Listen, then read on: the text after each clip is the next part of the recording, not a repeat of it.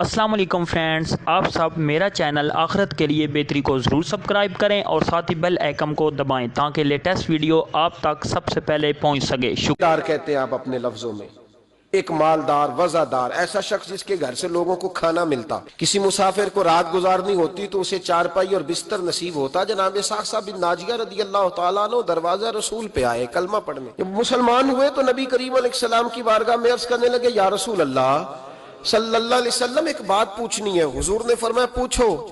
अर्ज करने लगे, या रसूल अल्लाह दौरे जहलियत में जो हमने नेकियां की हैं उनका भी अल्लाह हमें अजर अता करेगा? जहलियत के जमाने में जो खैर का काम किया, इमाम तबरानी ने इस हदीस को तबरानी में लिखा है, उसका भी अजर मिलेगा। तो महबूब पाक अलैहिस्सलातु सलाम ने फरमाया तू बता तूने क्या नेकी की? तो कहने लगे, या रसूल अल्लाह सल्लल्लाहु अलैहि वसल्लम मेरे 2 ऊंट गुम हो गए। मैं अपने तीसरे ऊंट पर बैठकर अपने 2 ऊंट ढूंढने निकला।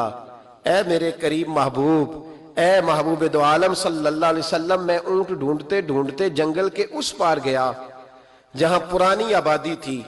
वहां मैंने अपने उन 2 ऊंटों को पा लिया। एक बूढ़ा आदमी जानवरों की निगरानी पे बैठा था। उसको जाकर के मैंने कहा 2 ऊंट मेरे हैं।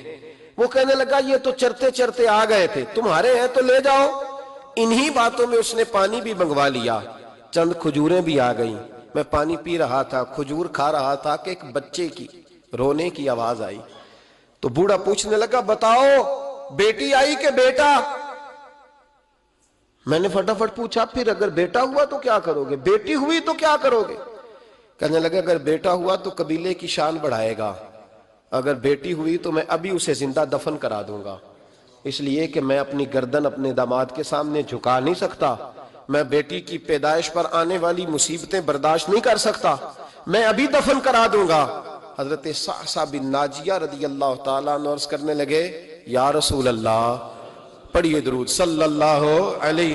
कहने लगे, या रसूल अल्लाह सल्लल्लाहु तआला अलैहि वसल्लम, हुजूर ये बात सुन के मेरा कलेजा नरम हो गया।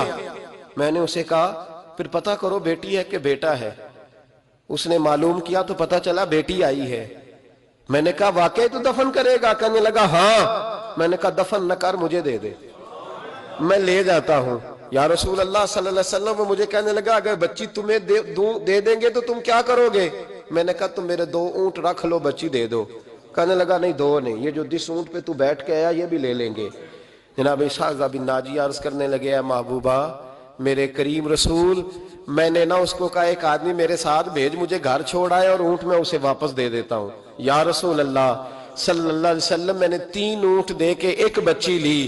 हुजूर उस बच्ची को ला के मैंने अपनी कनीज को दिया, नौकरानी को।